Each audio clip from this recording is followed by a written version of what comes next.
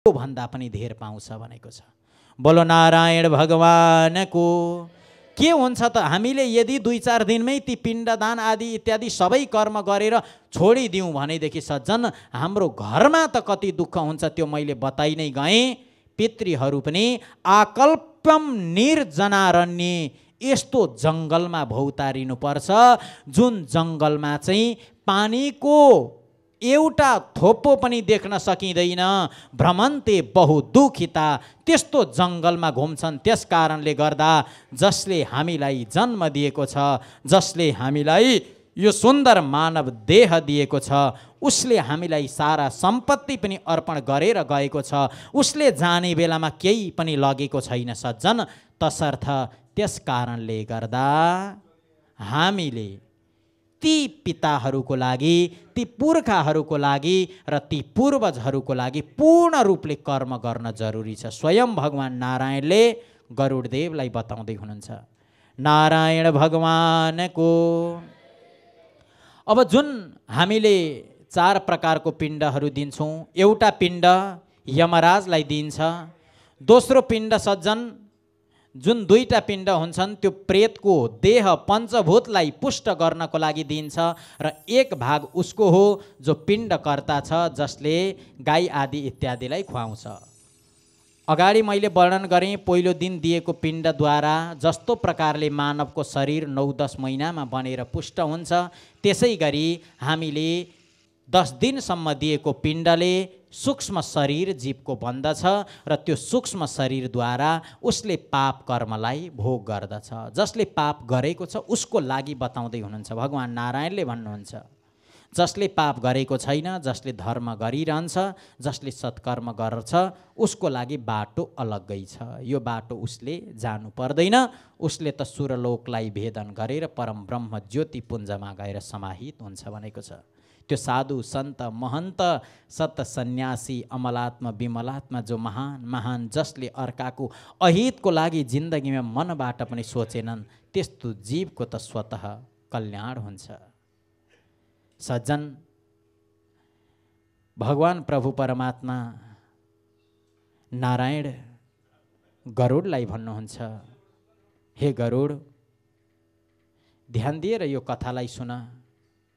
जुन यमराजको भूमि छ, मृत्युलोकदेखि यमराजको भवन पुग्न धेरै समय लाग्छ। जीवलाई लगभग 11.5 महिना लाग्छ भनेको छ। जब 13 दिनको कर्म सकियो, 13 दिनको कर्म सकिए पछाडि उसले आफ्नो यात्रालाई प्रारम्भ गर्छ र यात्रा गर्दै गर्दै जाँदा 11.5 महिना लगभग उसलाई यमराजको यममार्गमा पुग्न, त्यो यमराजको भवनमा पुग्नको लागि त्यति समय गरुड पुराणले निर्धारण गरेको छ। त्यति समय लाग्छ। त्यो जाँदाखेरि धेरै दुःख र कष्टलाई प्राप्त गर्छ। बैतरणी नदी पार नगरिकन यमराजको भवनमा कोही पनि पुग्दैन। हे गरुड, गरुड पुराणमा 21 प्रकारको नरकहरूको वर्णन गरिएको छ। श्रीमद् भागवत महापुराणमा 28 प्रकारको नरकहरू वर्णन गरिएको छ। अब जुन नरकहरूको वर्णन आउँछ, अब जुन त्यो जीवले 13 दिन पछाडि यात्राको वर्णन आउँछ, यो अति नै भयङ्कर यात्राको वर्णन गरेको छ। अब गरुड तिमीले त्यो कुरा सुन भनेर भगवान नारायणले गरुड देवलाई बताउनुहुन्छ। कीदृशो यमलोकस्य पन्था भवति दुःखद तत्र यान्ति यथा पापास्तन्मे कथय केशव। हे भगवान नारायण, अब हजुरले यो कुराहरू मलाई बताइदिनुहोस् कि यम मार्गको बाटो जानेवाला जीवले कति दुःख पाउँछ, कति कष्ट पाउँछ, त्यो विषयमा म सुन्न चाहन्छु। मेरो शरीर काँपिरहेको छ, तर पनि म यो कुरा सुन्न चाहन्छु कि यम मार्गको बाटो जानेवाला जीवले कस्तो प्रकारको दुःखलाई सहन गर्नुपर्छ। सुन्नुहोस् हजुरहरू पनि, हामीले 13 दिनसम्मको कर्म गऱ्यौँ। योसम्म ऊ प्रेत भएर हाम्रै घर वरिपरि घुमो। 13 दिनको दिन हामीले ब्राह्मणलाई भोजन गरायौँ। ब्राह्मणलाई भोजन गराएपछि सूर्य अस्ताञ्चलतर्फ जाँदा नजाँदै यमराजका दूतहरूले आएर जस्तो प्रकारले एउटा बाँदर पकड्नेवालाले बाँदरलाई जबरजस्ती पकड्छ, त्यसै गरी यमराजका दूतहरूले आएर त्यो जीवलाई जबरजस्ती पक्रिएर लिएर जान्छन्। त्यति बेला सज्जन उसले केही बोल्न सक्दैन। भन्छ भन्न त, पत्नी बचाऊ भनेर कसले भन्दैन र? आपत परेको बेला याद नआउने पत्नी कुन पत्नी, र आपत परेको बेला साथ नदिने पत्नी के पत्नी? यही त हो पति पत्नी भनेको। एक आपसमा दुःख पर्दा सम्झना आओस्। सुख पर्दा त दुनियाँ छँदैछ नि। सुख पर्दा कसैको जरुरतै पर्दैन व्यक्तिलाई। दुःख परेको बेला साथ दिने पति पत्नी, आफ्ना सन्तान।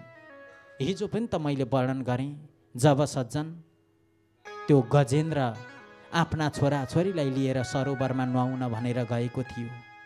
उसलाई पनि खुसी लागेको थियो, त्यो सरोवरमा नुहाउला, मेरा छोरा छोरीको साथमा घुम्न जाँदा कति आनन्द हुन्छ भनेर। तर त्यहाँ गएर नुहाउन लाग्दाखेरि जब गोहीले उसको खुट्टा पक्रियो, तब उसले पनि आपत परेको बेला भन्यो, भगवान हे पत्नी मलाई बचाऊ, हे पुत्र मलाई बचाऊ, मलाई दुःख परेको छ, मलाई कष्ट परेको छ, मलाई आपत परेको छ, मलाई विपद परेको छ, मलाई बचाऊ भनो, बार बार भन्यो सज्जन। हजुरहरू सबैलाई थाहा छ। तर जब उसका पत्नीहरूले बचाएनन्, जब उसका छोराहरूले बचाएनन्, त्यति बेला त्यो हात्तीले आँखाभरि आँसु पारेर भन्यो, जसको लागि मैले जिन्दगीभरि गधा बराबर भएर काम गरेर पालेँ, हुर्काएँ, बढाएँ, त्यति बेलाको कष्ट मैले सहन गरेँ, तर आज मलाई बचाऊ भन्दा बचाएको छैनौ तिमीहरूले। त्यस कारणले गर्दा म तिमीहरूको मुख नहेरिकन मर्न चाहन्छु, तिमीहरू यहाँबाट गइहाल भनेको थियो। चित्त दुख्छ सज्जन।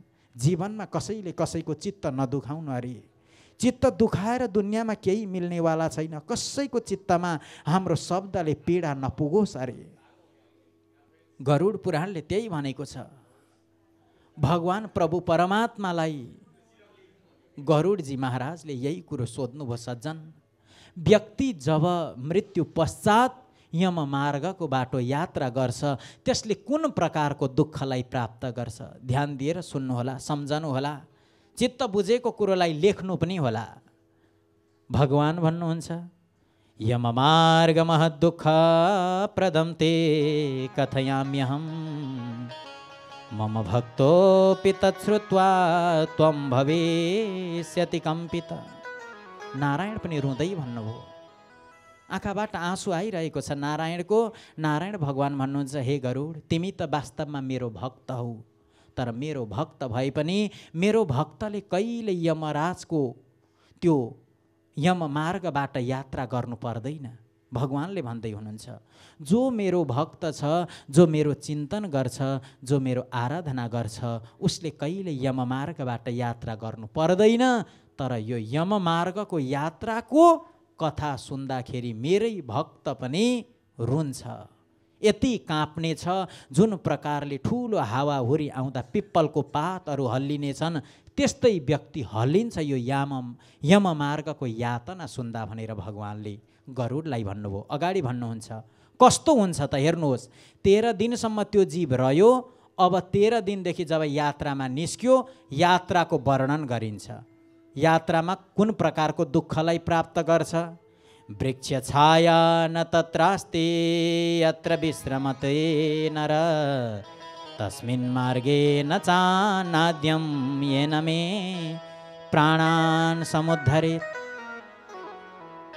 त्यो व्यक्ति जुन बाटो निस्किएर गएको हुन्छ, त्यो बाटोमा एउटा पनि वृक्ष हुँदैनन्, जसले दिनमा 247 योजन टाढासम्म यात्रा गर्नुपर्छ एक दिनमा। अब योजन भनेको कति भन्नुहुन्छ भने, एक योजनमा 4 कोस हुन्छ। 247 इन्टु 4 इन्टु 3 लगाउँदा किलोमिटर आउँछ। लगभग 10, 15, 20 हजार किलोमिटर एक दिनमा त्यो जीवले चल्नुपर्छ, एक दिनमा हिँडेर। अब बाटोमा केही खाना पाएदेखि त यात्रा गर्न सजिलो हुन्छ, तर केही पाउँदैन अरे। यहाँ हेर्नुहोस्, वृक्ष छाया, रुखहरू पनि एउटै हुँदैनन् अरे यात्रा गर्दा।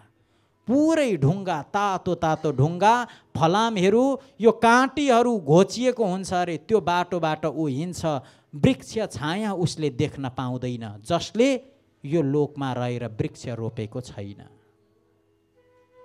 अगाडि वर्णन गरियो, तत्रास्ति यत्र विश्रमते नर। उसले बस्नको लागि कुनै कुर्सी पाउँदैन। उसले म एकछिन आराम गर्छु त्यत्रो थाकेँ म, खुट्टा दुखेको छ। मृत्यु फेरि हुँदैन उसको सज्जन। मृत्यु कहाँ मागेर पाइन्छ र? उसले मर्न खोज्छ अरे, फेरि मर्न खोज्छ। उसको त देह बनिसकेको हुन्छ, सूक्ष्म देह। उसले मलाई मृत्यु दिनुहोस् भन्छ तर मर्न सक्दैन। मर्न चाहेर मर्न सकिँदैन। अश्वत्थामाले बेइज्जती बोकेर हिँड्नुभन्दा त म मरौँ भगवान् भनेको थियो। मैले गल्ती त गरी गएँ, अब मैले त 4 पाटो मोडेको छ। यस्तो बेइज्जती दुनियाँमा देखाएर शिर निहुर्याएर हिँड्नुभन्दा मैले मृत्यु पाऊँ भगवान् भन्दा भगवानले मृत्यु दिनु भएन। तिमीले त अझै अमर बन्नुपर्छ। अश्वत्थामा अझ अमर बने। मृत्यु मागेर पाइँदैन। जब त्यो जीवले यात्रा आरम्भ गर्छ, कुनै वृक्षको सहायता लिन पाउँदैन, कहीँ बस्ने ठाउँ पाउँदैन। उसले यस्मिन् तस्मिन् मार्गे न चान्नाद्यम। उसले मार्गमा जाँदा खानको लागि केही पाउँछ त भन्दा खानको लागि पनि सज्जन केही प्राप्त गर्दैन। उसले भोकै हिँड्नुपर्छ। त्यही कारणले गर्दा मैले अस्ति पनि वर्णन गरेँ, फेरि पनि भन्दैछु, सकिन्छ भने वर्ष दिनमा वर्षै दिन ब्राह्मणलाई बोलाएर भोजन गराउने। त्यो सकिँदैन भने महिनामा 2टा जुन तिथि छ त्यो तिथिमा भोजन गराउने। त्यो सकिँदैन भने महिनामा एउटा तिथि भोजन गराएर 12 महिनामा 12 चोटि भोजन गराउने। यदि भोजन गराउने सामर्थ्य छैन भनेदेखि गौलाई केही खुवाउने।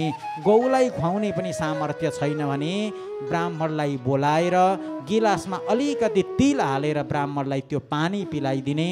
त्यो पनि छैन भने सूर्यनारायण भगवानलाई निस्किएर अर्घ्य दिएर गरुड भगवानले सोध्नुभयो, यसलाई बैतरणी किन भनियो?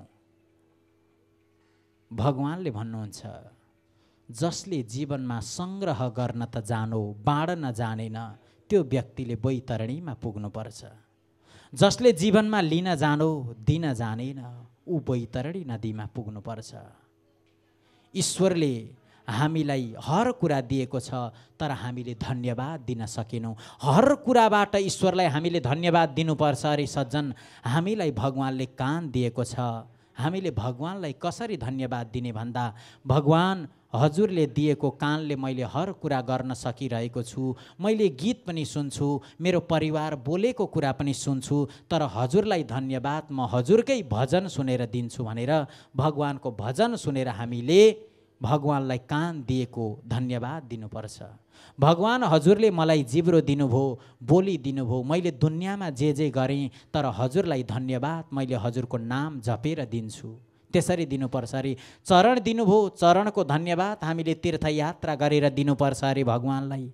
सूर्यनारायण भगवानले हर कुरा दिइरहनु भएको छ। सूर्यनारायण भगवानलाई अर्घ्य दिएर धन्यवाद दिनुपर्छ अरे। हे सूर्यनारायण भगवान, हजुरले यो सारा कुरा दिएको छ, हजुरलाई अरू त केही सक्दिनँ, 1 लोटा जल दिएर भए पनि हजुरलाई धन्यवाद दिन्छु भन्नुपर्छ अरे। पृथ्वीले हामीलाई हर कुरा दिएको छ, बस्नको लागि दिएको छ, खानको लागि दिएको छ। पृथ्वीलाई मही भनेर भनिन्छ संस्कृतमा। यहाँ सुन्नुहोस्, महिलाको महत्त्व धेरै छ अरे। एउटा कथा सुनाउँछु म। मही भनेको पृथ्वी, ला भनेको दिनेवाला, जसले चाहिँ पृथ्वीले जस्तो दिइरहन्छ, पृथ्वीको जस्तो कोमल हृदय छ, उनलाई महिला भनिन्छ। प्राय कोही महिलाहरूले विचार गर्नुहुन्छ कि कसरी हाम्रो त महिलाहरूले मनमा यो सोच्नु भएको हुन्छ, हामीलाई पतिदेवले काहीँ हिँड्न दिनुहुन्न, हामीलाई काहीँ चल्न दिनुहुन्न, उनीहरू चाहिँ हिँड्छन् आखिर किन भन्ने खालको पनि सुन्नमा आउँछ। यो किन रहेछ त सुन्नुहोला। महिला जो छ उहाँहरू भनेको सुनको टुक्रा हो भनिन्छ धर्मशास्त्रले। यत्र नारीयस्तु पूज्यन्ते रमन्ते तत्र देवता। जहाँ नारीहरूको इज्जत हुन्छ, जहाँ नारीहरूको सम्मान हुन्छ, त्यहाँ साक्षात भगवानले गर्भमा रहेर जन्म लिनुहुन्छ।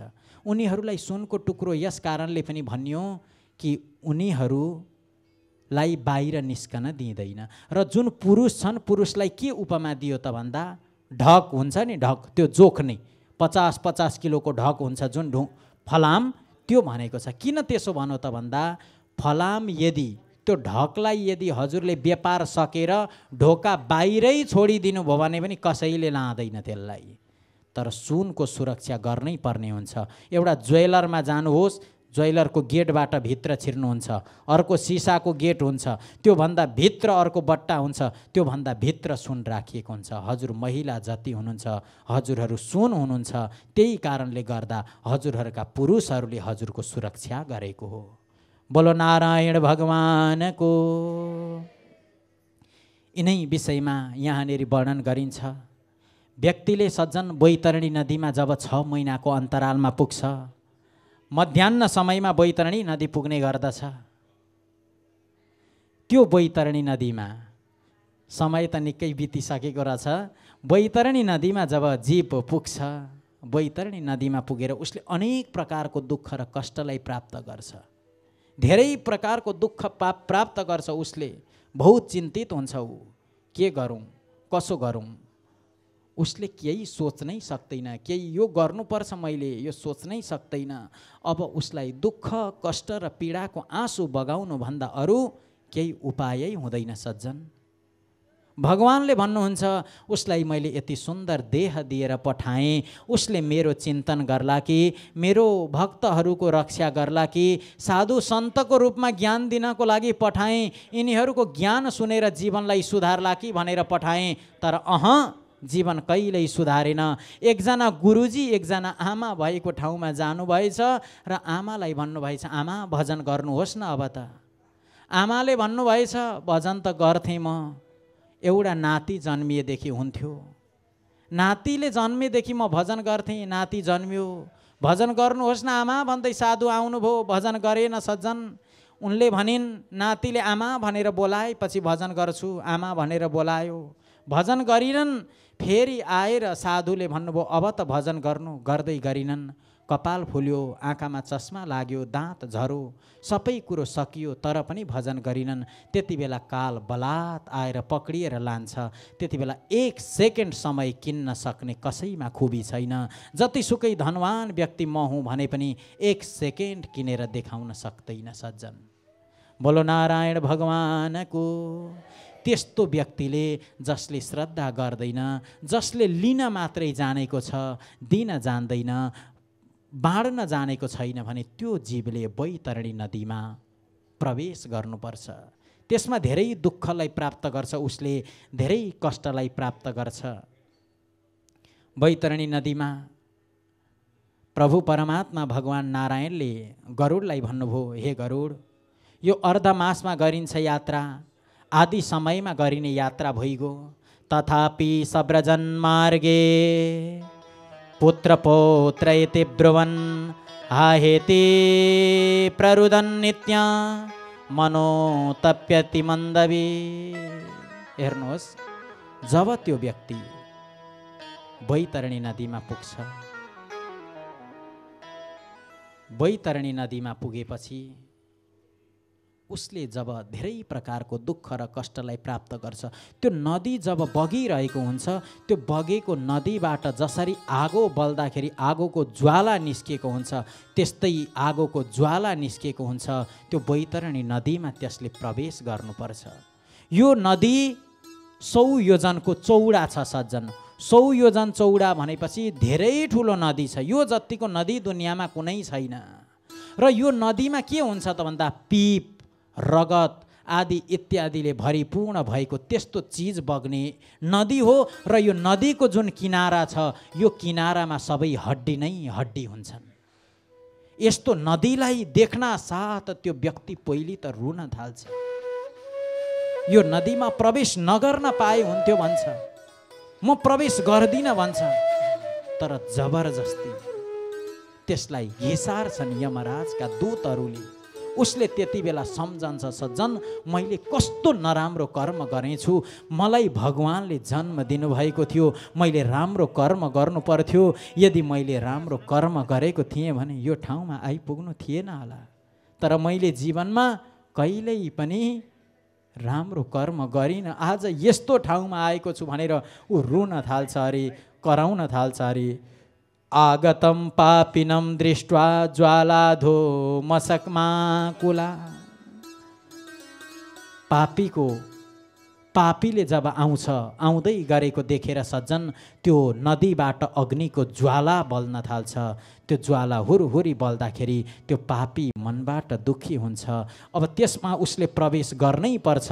त्यो नदीमा मगरमच्छा आदि इत्यादि अनेकौँ चोच भएका, जसले चाहिँ एकचोटि टोक्दाखेरि जीवनमा 100वटा बिच्छुले टोके भन्दा धेरै दुःख पर्छ, त्यस्तो जीवहरू त्यहाँ बसेका हुन्छन्। उसले त्यसलाई देख्ने बित्तिकै भोकाएका हुन्छन्, तुरुन्त टोक्न थाल्छन्। उसले दुःखलाई प्राप्त गर्छ। उसले यसो हातले मार्न खोजौँ भन्दाखेरि यमराजका दूतले मार्न दिँदैनन्। तैँले जीवनमा त मारिस यहाँ आएर पनि मार्छस्, अब यिनीहरूको खाने पालो हो, दिँदैनन्। उसले दण्डलाई भोग्नुपर्छ, उसले यो कष्टलाई भोग्नुपर्छ। यो कष्टबाट ऊ केही गरी पनि बाँच्न सक्दैन। कृमिभि सङ्कुला घोरै शुचिवक्त्रै समन्तत। उसले सज्जन नदीको धारामा हाम फाल्नुपर्छ। भोको पापी व्यक्तिहरूले पिउनको लागि पानी पनि पाउँदैनन् अरे त्यस क्षेत्रमा। त्यो जुन अवधिको समय छ, जुन 11.5 महिना लगभगको यात्रा छ, त्यो यात्रामा कहिल्यै पानी पाउँदैनन् अरे उनीहरूले पिउनको लागि। उनीहरूले के पिउने त भन्दा त्यो बैतरणी नदीमा जुन रक्त बगेको छ, जुन पिप बगेको छ, त्यसलाई पान गरेर आफ्नो प्यासलाई बुझाउँछन् भनेको छ यहाँ। महाघोराति गर्जन्ती क्षुधिता त्रिसीमा पापा पिबन्ती किल सोणितम। त्यस्तो चिजलाई पिउनुपर्छ, तब पनि उसलाई पश्चाताप हुन्छ।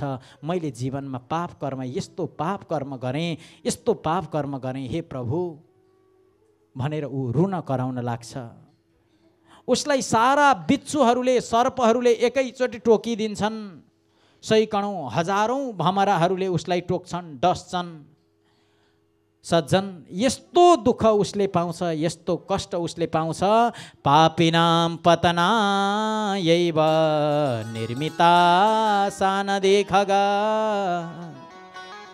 यो प्रकारले क्लेश, दुःख, कष्ट प्राप्त गर्छ। यममार्गमा पापी रुँदै रुँदै, कराउँदै कराउँदै, हाकार हुकार चित्कार गर्दै गर्दै अगाडि बढ्दछ। कुनै पापी पासबाट बाँधिएका हुन्छन्, कुनै अङ्कुशबाट खिचिरहेको हुन्छन् त्यो बैतरणी नदीबाट पार लाउनको लागि। कसैलाई केले तान्छन्, कसैलाई केले तान्छन्, कसैलाई बल्छी आदि इत्यादिद्वारा, कसैलाई अङ्कुश आदिले ताल्छन्। सज्जन कसैलाई त शस्त्रको टुप्पोबाट, कचिया आदि इत्यादिबाट पनि तानिन्छ भनेर यहाँनिर वर्णन गरिएको छ। यसो तानिसक्दा पार गर्न सक्ने भए पो हुन्थ्यो, सकिँदैन। त्यो धेरै समय लाग्छ त्यो पार गर्नको लागि। दुनियाँमा सबैभन्दा ठुलो नदी नै त्यही हो। नासाग्र पास कृच्छाष्ट। कुनै पापीहरूको नाकमा डोरी लगाएर त्यो नदीबाट तान्ने गर्छन् यमराजका दूतहरूले। त्यति बेला ऊ रुन्छ। उसले आफ्ना सन्तान र सन्ततिहरूलाई सम्झिन्छ। मैले हिजो यो सम्झेको थिइनँ हे छोराछोरी हो। उसले नाम लिन्छ, तर आज मैले थाहा पाएँ कि मरेपछि यस्तो कष्ट झेल्नु पर्दो रहेछ। म तिमीहरूलाई भन्दैछु, उसलाई यस्तो लाग्छ त्यति बेला कि म आफ्नै छोरा पत्नीहरूसँग बसेर कुरा गर्दैछु। त्यो महसुस गर्छ र ऊ कराउन थाल्छ, अबबाट तिमीहरूले यस्तो पाप नगर है। मैले देखिसकेको छु पापको परिणाम के हुँदो रहेछ भनेर। मैले पाप गरेको कारणले गर्दा आज यति दुःख, यति कष्टलाई पाएको छु। तिमीहरूले चाहिँ दुःख कष्ट नगर, पाप नगर है भनेर बार बार त्यसले बताउँछ अरे सज्जन। ग्रीवा बाहु सुपादेशु बद्दा पृष्ठे च सङ्कुशै। कुनै पापीलाई घाँटीमा बाँधेर त्यो बैतरणी नदीबाट घिसार्छन् यमराजका दूतहरूले। कसैलाई खुट्टामा बाँधेर घिसार्छन्, कसैलाई कपालमा बाँधेर घिसार्छन्। यस्तो दुःख र यस्तो कष्टलाई त्यो जीवले प्राप्त गर्छ बैतरणी नदीमा। सोचन्त स्वानि कर्माणि गलानिम गच्छन्ति जन्तव। आफ्नो द्वारा गरिएको पाप कर्मलाई उसले सबै सम्झन्छ। ग्लानि हुन्छ उसलाई, पश्चातापको आँसु खसाल्छ सज्जन। र उसले भन्छ, अब के गर्ने, कसो गर्ने। हाकार हुकार चित्कार गर्नुभन्दा उसँग कुनै उपाय नै हुँदैन। दुःख र कष्ट उसले यति धेरै प्राप्त गर्छ कि मार्गमा चल्दाखेरि रोइ कराई गरिरहन्छ। महता पुण्य योगेन मानुषम जन्म लभ्यते, उसले भन्छ धेरै दुर्लभ यो मानुष देह हो। यो देह मिलेको बेला पनि मैले सत्कर्म गरिनँ, मैले सद्धर्म गरिनँ, धेरै नराम्रो कार्य गरेँ मैले भन्छ। मया न दत्तम न हुतम हुतासने, तपो न तप्तम त्रिदशा न पूजिता, न तीर्थ सेवा विहिता विधानतो, देहिन क्वचिन्निस्तर यत् त्वया कृतम। ध्यान दिएर सुन्नुहोला, उसले पश्चातापको बेलामा के भन्छ भने मया न दत्तम न हुतम हुतासने, मैले न कहिल्यै कसैलाई केही दिएँ, न देवताहरूको आराधना गरेँ, न कुनै गरिबहरूको सेवा गरेँ, न कुनै अशक्तहरूलाई केही दान दिएँ। मैले त्यस्तो कार्य गरेको कारणले गर्दा न म तीर्थमा यात्रा गरेँ, न मैले कुनै मन्दिरमा गएर दर्शन गरेँ। आज त्यसैको फल मैले भोग्नु परिरहेको छ भनेर ऊ रुन थाल्छ। न पूजिता विप्रगणा सुरापगा, मैले न त ब्राह्मणहरूको पूजा नै गरेँ, न ब्राह्मण आउँदाखेरि सद्भावै प्रकट गरेँ, न ब्राह्मण आउँदाखेरि मैले ईश्वरको आराधना चिन्तन आदि इत्यादि गरेँ। त्यस कारणले गर्दा ती गरुड देवलाई भगवान भन्नुहुन्छ। हे गरुड, यस्तो प्रकारको दुःख पाउँदा उसले पश्चातापको आँसु भन्दा अरू केही पनि बगाउन सक्दैन। न मैले कसैलाई कुनै दिन जलको दान गरेँ आदि इत्यादि। उसले धेरै आफ्नो पश्चाताप, आफूले गरेको गल्ती सम्झन थाल्छ। आफूले गरेको गल्तीलाई उसले स्मरण गरेर बार बार रुन्छ। ऊ न मैले बार बार आफ्नो गाउँमा पुराण लाग्दा कतै श्रवण गरेँ, न मैले ईश्वरको आराधना नै गरेँ, न मैले ईश्वरको चिन्तन नै गरेँ। त्यस कारणले गर्दा ऊ धेरै दुखी हुन्छ, अत्यन्तै दुखी हुन्छ ऊ। र उसले बार बार ईश्वरलाई भन्ने गर्दछ मलाई मृत्यु दिनुहोस्, मृत्यु दिनुहोस्, तर मृत्यु प्राप्त गर्दैन उसले पुरा यात्रा गर्नै पर्छ। सज्जन, भर्तुर्मया नैव कृतम हितम बचो, मैले कसैको हितको लागि केही बोलिदिनँ। त्यति बेला मसँग शक्ति हुँदा मैले एक शब्द बोल्दा कसैको हित हुन्थ्यो, तर मैले हित हुने खालको कुनै वचन बोलिनँ। त्यस कारणले गर्दा आज म यहाँ आएको छु भनेर त्यो जीव रोइ कराई मात्रै गर्छ। सज्जन, र उसले सबैलाई सम्झन्छ, आफ्नो आफन्त इष्टमित्र छरछिमेकहरू सबैलाई सम्झन्छ उसले त्यो बैतरणी नदी पार गर्ने बेलामा। र उसले भन्छ भगवान हामीलाई पार लगाइदिनुहोस्, हाम्रो सन्तानहरूले यस्तो गल्ती नगरून् भनेर बार बार प्रार्थना गर्छ। यो भन्दा अगाडि पनि धेरै कथा प्रसङ्गहरू छन् सज्जनवृन्द। भोलि अझै विशिष्ट कथा आउनेछ, जो नरकहरू कुन प्रकारका छन्, कुन नरकमा व्यक्तिले कस्तो खालको पाप कर्म गर्नाले कस्तो खालको नरकमा बस्नुपर्छ। यो कथाहरू भोलिको प्रसङ्गमा हामी श्रवण गर्छौँ। 21वटा नरकको विषयमा चर्चा गरिएको छ गरुड पुराणमा। यो 21 प्रकारको नरकको विषयमा पनि चर्चा गर्नेछौँ। र हजुरहरूले यो पावन समय दिएर यो पावन गरुड पुराणको कथा श्रवण गरिरहनु भएको छ। योबाट अरू त हामी केही याचना नगरौँ, हाम्रो जीवन परिवर्तन होस् र हामीले गरुड पुराणको माध्यमद्वारा ती हामीलाई जसले यो संसारमा जन्म दिनुभयो, जो हाम्रो लागि यो संसारमा रहेर सबै कुरो हामीलाई छोडेर जानुभयो, उहाँहरूको लागि हामीले केही दिन सकेनौँ, तर श्रद्धा रूपी अञ्जली दिनेवाला, श्रद्धाञ्जली दिलाउनेवाला विशेष ग्रन्थको कथा श्रवण गर्दैछौँ। हाम्रा सबै पितृहरूको उत्तम लोक होस्, उत्तम गति प्राप्त होस् भन्ने पावन कामना गर्दै, साथमा प्रभु परमात्माले हाम्रो आगामी सन्तान र सन्ततिहरूमा सत्कर्म गर्ने प्रेरणा जागिरहोस् भन्ने पनि विशेष कामना गर्दै, ती सबै पितृहरूलाई सम्झँदै, ती हामीलाई जसले जन्म दियो ती पुर्खाहरूलाई स्मरण गर्दै